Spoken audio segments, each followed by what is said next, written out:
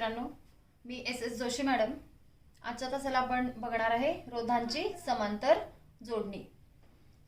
रोधांची समांतर जोडणी बघण्यापूर्वी दिलेली जी आकृती आहे या आकृतीवरून आपल्याला रोधांच्या समांतर जोडणीची व्याख्या बघायची। तर R1 R2 आणि R3 R1 R2 व R3 या तीनही रोधांची जोडणी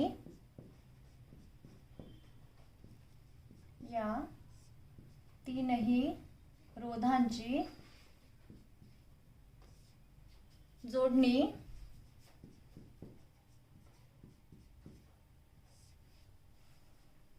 दोन्ही बाजूंची टोके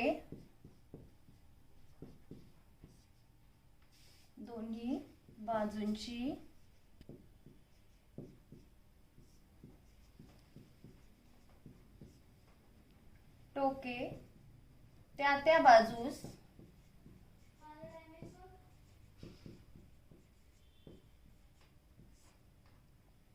एकत्र जोडून केल्यास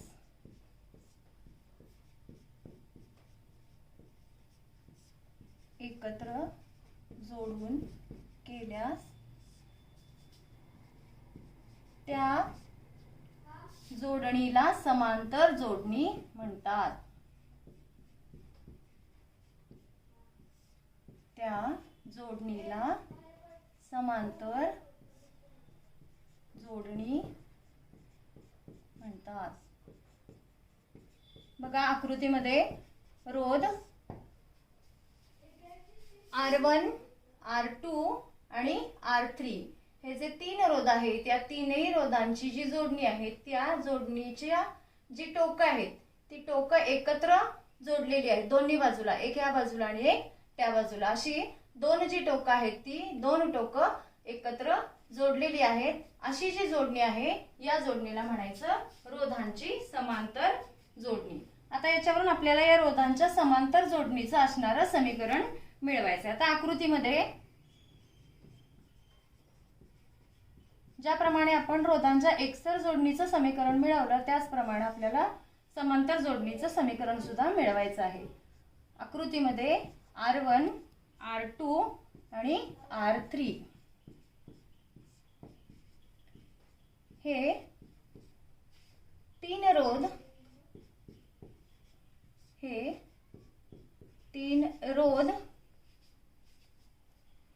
C आणि D या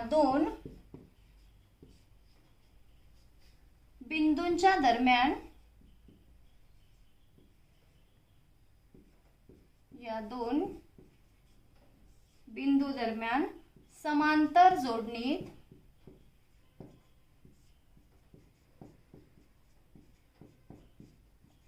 समांतर जोडणीत जोडले आहेत।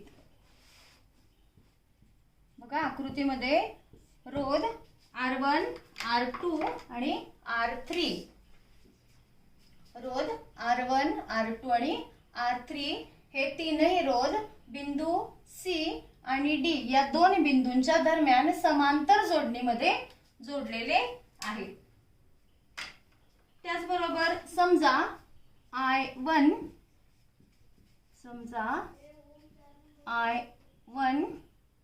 I2 आणि I3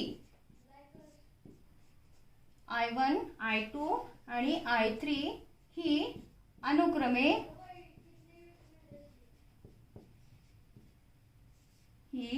अनुक्रमे R1 R2 आणि R3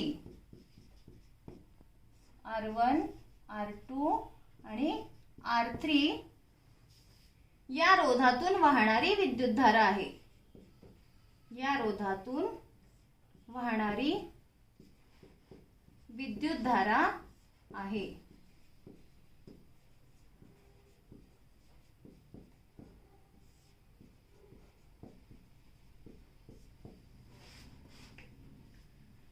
बघा I1 I2 आणि I3 R1 जो रोध आहे या R1 रोधामधून वाहणारी विद्युतधारा आहे I1 R2 मधून वाहणारी विद्युतधारा I2 आणि R3 या रोधामधून वाहणारी विद्युतधारा I3 ही आहे. त्याचबरोबर V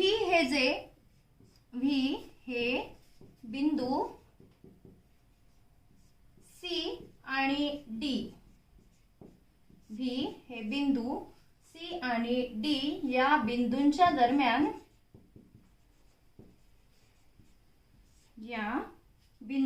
दरम्यान प्रयुक्त केलेले विभवांतर आहे. V हे बिंदू C आणि D या बिंदूंच्या दरम्यान प्रयुक्त केलेले विभवांतर आहे.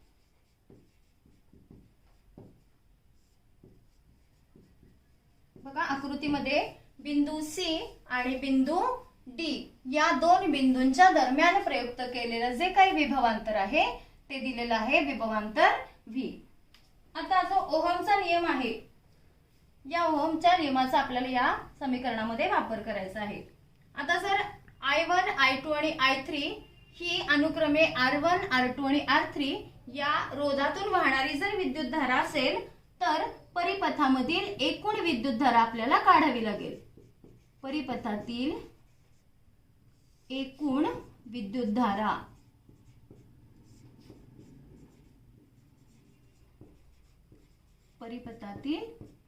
विद्युतधारा म्हणजेच I बरोबर I1 अधिक I2 अधिक I3.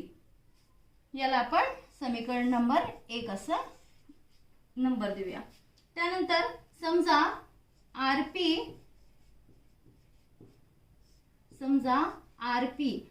हे काय आहे तर जो समांतर हा जो शब्द आहे याला इंग्रजीमध्ये पॅरलल असं म्हणलं जातात आणि या शब्दासाठी आपण इथं काय दिलेलं आहे तर RP. समजा RP हा परिपथातील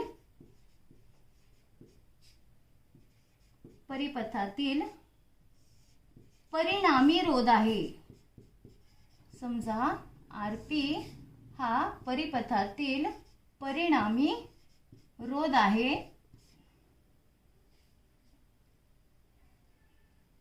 तर ओहमच्या नियमानुसार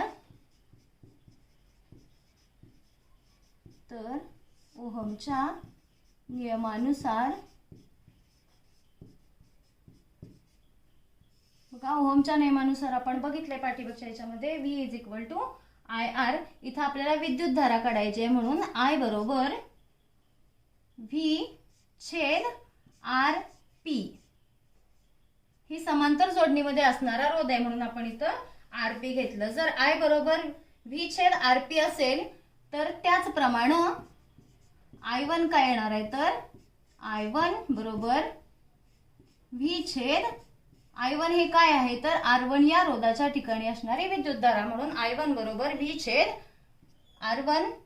I2 बरोबर V छेद R2 आणि I3 बरोबर V छेद R3.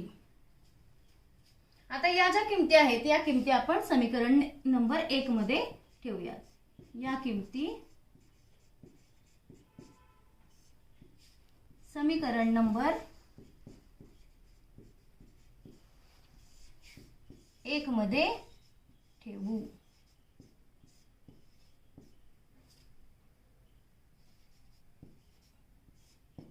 बघा I1, I2 आणि I3 याच्या किमती जर आपण समीकरण नंबर 1 मध्ये ठेवल्या तर I बरोबर काय दिलेलं आहे बघा I बरोबर V छेद RP.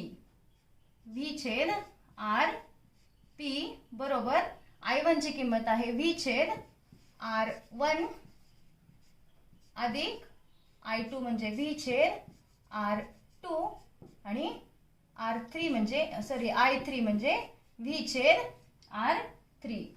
आता या किमती आपण या समीकरण नंबर 1 मध्ये घातल्या. जर याच्यामध्ये आपण बघितलं की रोधांची जी एकसर जोडणी आहे या रोधांच्या एकसर जोडणीमध्ये विद्युतधारा सगळ्यामधून समान वाहते आणि रोधांच्या समांतर जोडणीमध्ये जे विभवांतर आहे हे विभवांतर तीनही रोधांच्या मध्ये समान असतं म्हणून V ची किंमत जी आहे ती सगळीकडे समान असते आणि म्हणून आपण ती किंमत आपण 1 घेतली इथं. एक छेद आर पी बरोबर एक छेद R1 अधिक एक छेद R2 अधिक एक छेद R3. जर असे n रोध आपण समांतर जोडणीत जोडले तर समीकरण काय येईल बघा. असे 3 रोध आपण जोडले, 3 रोधासाठी समांतर समीकरण काय आलं तर एक छेद RP बरोबर एक छेद R1 अधिक एक छेद R2 अधिक एक छेद R3. असे जर आपण n रोध समांतर जोडणीमध्ये जोडले तर समीकरण काय येणार आहे. जर n रोध समांतर जोडणीत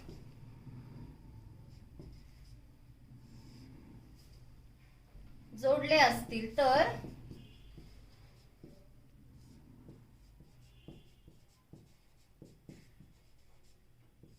असे n रोध समांतर जोडणीत जोडले असतील तर एक छेद RP बरोबर एक छेद R1 अधिक एक छेद R2 अधिक एक छेद R3 असे n रोध आपण जोडणार आहे म्हणून अधिक एक छेद Rn.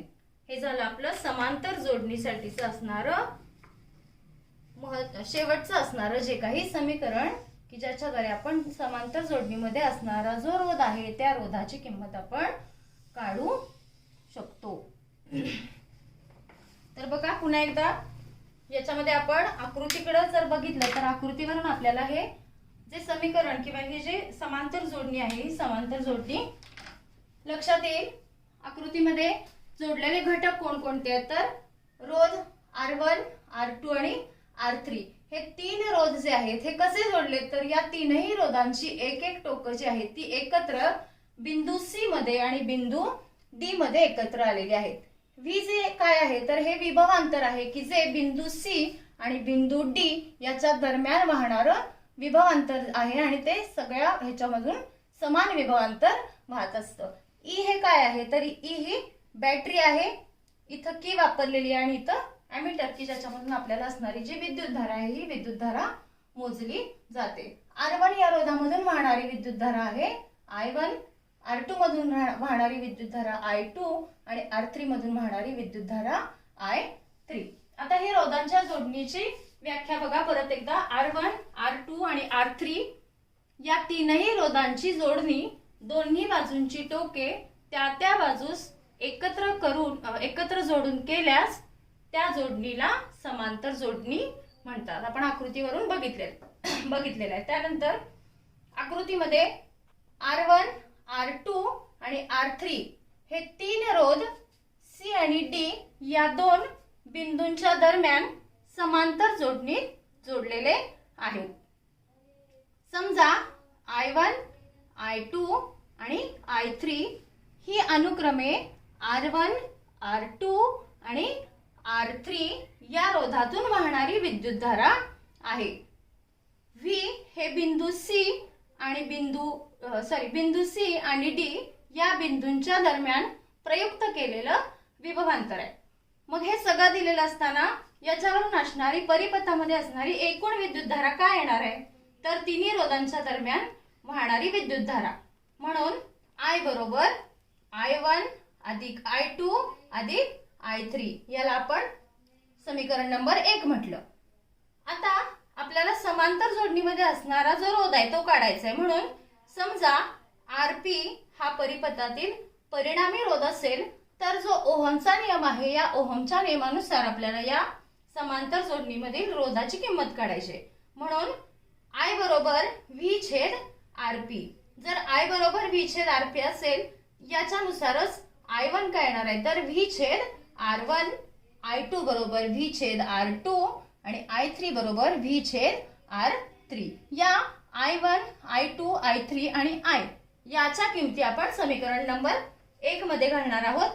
त्या किमती घातल्यानंतर समीकरण काय येणार आहे तर V छेद RP बरोबर V छेद R1 अधिक V छेद R2 अधिक V छेद R3. या समांतर रोधांची जी समांतर जोडणी आहे याच्यामध्ये प्रयुक्त केलेलं जे विभवांतर आहे हे तीनही रोधांच्या मध्ये समान असतं. म्हणून एक छेद RP बरोबर एक छेद R1 अधिक 1/R2 अधिक 1/R3. आता हे 3 रोध आपण समांतर जोडणीत जोडलेले आहेत. जर असे आपण n रोध समांतर जोडणीत जोडले तर येणारे समीकरण काय येणार आहे? 1/Rp बरोबर 1/R1 अधिक 1/R2 अधिक 1/R3 अधिक 1/Rn. हे आपलं झालं समांतर रोधांच्या समांतर जोडणीचं शेवटचं असणारं समीकरण की ज्याच्यावरून आपण रोधांची समांतर जोडणीची जी किंमत आहे ती काढू शकतो. तर हे समीकरण तुम्ही काळजीपूर्वक वाचायचं आहे, आकृतीचा अभ्यास करायचा आहे, त्याचबरोबर जी व्याख्या आहे ही व्याख्या सुद्धा समजावून घ्यायची आहे. मी नोट्स मध्ये हे समीकरण, हे जे इक्वेशन आहे हे इक्वेशन तुम्हाला पीडीएफच्या स्वरूपात दिलेलं आहे, ते तुम्ही काळजीपूर्वक वहीमध्ये लिहायचं आहे आणि आकृतीचा सुद्धा सराव करायचा आहे.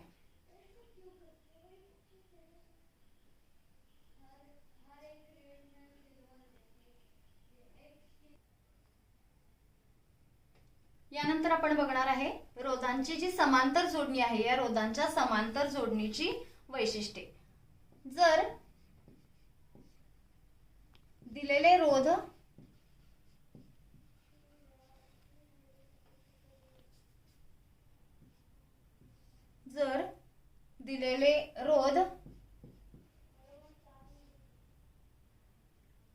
समांतर जोडणीत जोडले असतील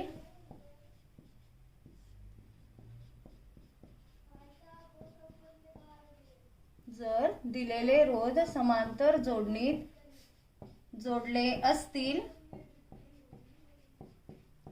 तर या जोडणीची असणारी जी वैशिष्ट्ये आहेत ते आपण आता बघणार आहोत. पहिलं वैशिष्ट्य आहे ते म्हणजे जोडलेल्या सर्व रोधांच्या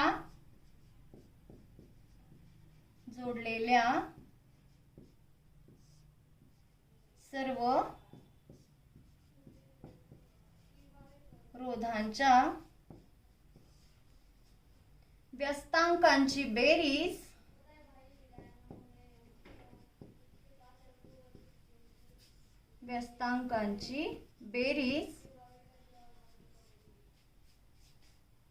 ही परिणामी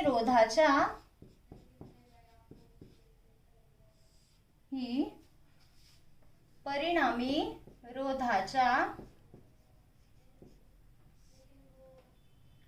व्यस्तांका इतकी असते.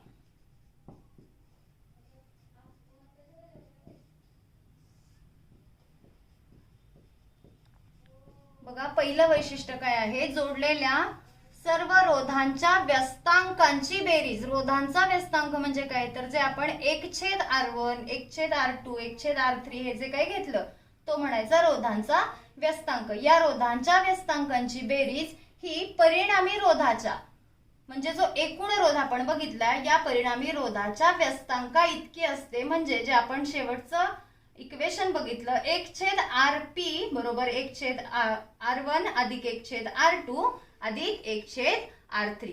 म्हणजे जोडलेले जे सर्व रोध आहेत या रोधांचे जे व्यस्तांक आहेत या व्यस्तांकांची जी बेरीज आहे ही परिणामी रोधांच्या व्यस्तांका इतकी असते. हे झालं पहिलं वैशिष्ट्य.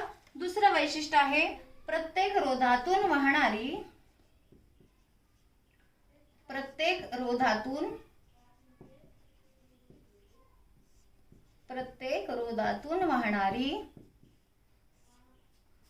एकूण विद्युतधारा. प्रत्येक रोधातून वाहणारी एकूण विद्युतधारा ही रोधाच्या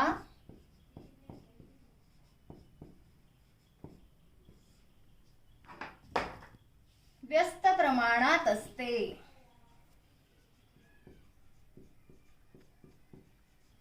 व्यस्त प्रमाणात असते व परिपथातून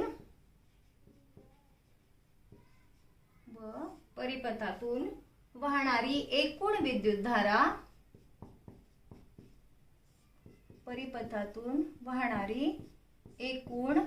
विद्युतधारा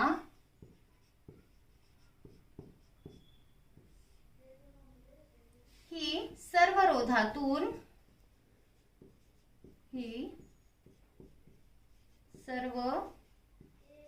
रोधातून स्वतंत्रपणे वाहणाऱ्या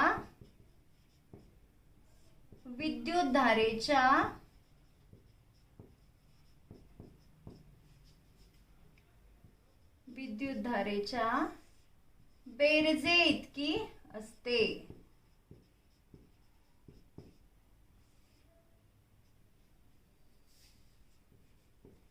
बघा दुसरं वैशिष्ट्य काय सांगितले. प्रत्येक रोधातून वाहणारी एकूण विद्युतधारा म्हणजे जी आय आपण बघितली, एकूण विद्युतधारा ही रोधाच्या व्यस्त प्रमाणात असते. म्हणजे आय बरोबर व्ही छेद आरपी आपण बघितलेलं होतं. हे विद्युतधारा आणि रोध यांचं असणारं व्यस्त प्रमाण आहे. त्याचबरोबर परिपथामधून वाहणारी एकूण विद्युतधारा जी आहे ही विद्युतधारा सर्व रोधातून स्वतंत्रपणे वाहणाऱ्या विद्युतधारेच्या बेरजे इतकी असते. म्हणजे आय बरोबर I1 अधिक I2 अधिक I3. म्हणजे एकूण असणारी जी विद्युतधारा आहे ही तीन रोधामधून जे स्वतंत्रपणे वाहणारी विद्युतधारा आहे यांच्या बेरजे इतकी असते. त्यानंतर तिसरं वैशिष्ट्य आहे प्रत्येक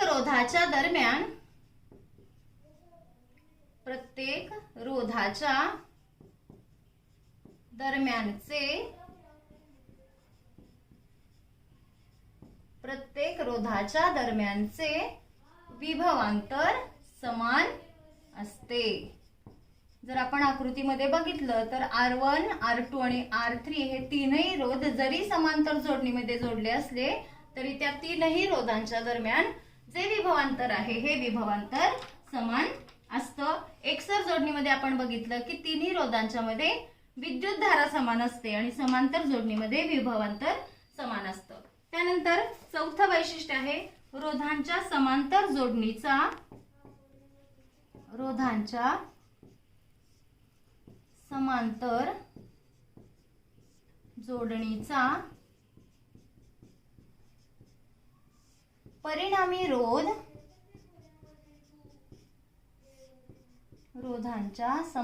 जोडणीचा परिणामी रोध हा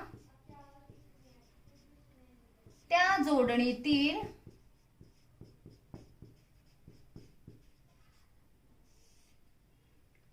रोधांच्या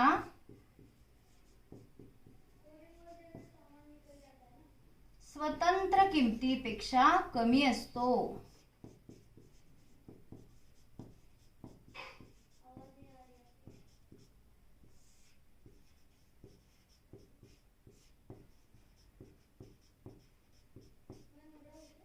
बघा चौथं वैशिष्ट्य रोधांची जी समांतर जोडणी आहे या समांतर जोडणीचा परिणामी रोध म्हणजे काय तर 1/RP हा काय असतो तर त्या जोडणीतील रोधांच्या स्वतंत्र किमतीपेक्षा कमी असतो. म्हणजे स्वतंत्र किंमत कोणती तर एक रोध घेतला आपण R1, या R1 1/R1 च्या किमतीपेक्षा 1/RP ची किंमत काय असते कमी असते. रोधांच्या समांतर जोडणीचा परिणामी रोध हा त्या जोडणीतील रोधांच्या स्वतंत्र किमतीपेक्षा कमी असतो.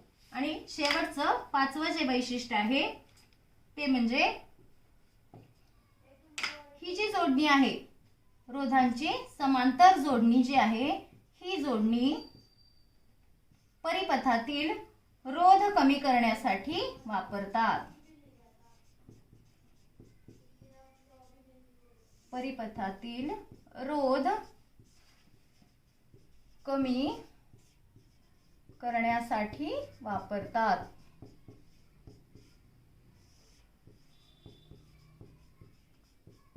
रोधांची समांतर जोडणी आहे ही जोडणी परिपथातील रोध कमी करण्यासाठी वापरतात. जर आपण एकसर जोडणीमध्ये बघितलं तर एकसर जोडणी जी आहे ती परिपथातील रोध वाढवण्यासाठी वापरतात आणि समांतर जोडणी ही परिपथातील रोध कमी करण्यासाठी वापरतात. तर ही एकूण जी 5 वैशिष्ट्ये आहेत ती आहेत रोधांच्या समांतर जोडणीची असणारी वैशिष्ट्य. आता दोन्ही घटकांचा अभ्यास करत असताना म्हणजे कोणत्या रोधांची समांतर जोडणी आणि एकसर जोडणी दोन्ही घटकांचा अभ्यास करत असताना तुलनात्मक अभ्यास करा, म्हणजे त्यावेळेस तुम्हाला या दोन्हीच्या मध्ये असणारा जो काही फरक आहे तो व्यवस्थितपणे लक्षात येईल. त्याचबरोबर दोन्ही आकृत्या कंपॅरेटिव्हली तुम्ही दोन्ही आकृत्यांचा सुद्धा अभ्यास करा. याशिवाय रोधांची एकसर जोडणी आणि समांतर जोडणी या दोन्हीच्या मध्ये असणारा जो फरक आहे, म्हणजे ही जी वैशिष्ट्ये आहेत दोन्हींची वैशिष्ट्ये तुम्ही काळजीपूर्वक अभ्यासलीत तर त्याच्यामधील फरक सुद्धा तुमच्या लक्षात येईल. दोन्ही वैशिष्ट्यांच्या मध्ये असणारा 2 मार्कासाठी तुम्हाला रोधांची समांतर जोडणी आणि रोधांची एकसर जोडणी याच्यामधील फरक परीक्षेमध्ये विचारला जातो. आता रोधांची एकसर आणि समांतर जोडणी या दोन्ही घटकांवर असणारी जी काही उदाहरणं आहेत ही उदाहरणं आपण पुढच्या तासाला अभ्यासायची आहेत. तोपर्यंत तुम्ही दिलेले दोन्ही घटक काळजीपूर्वक अभ्यासायचे आहेत. दिलेले सगळ्या नोट्स आहेत त्या वहीमध्ये काळजीपूर्वक लिहायच्या आहेत. ठीक आहे, पुढच्या भागाला आपण याच्यावरची असणारी जी काही उदाहरणं आहेत ती उदाहरणं अभ्यासणार आहोत. तोपर्यंत घरी राहा, सुरक्षित राहा, काळजी घ्या. धन्यवाद.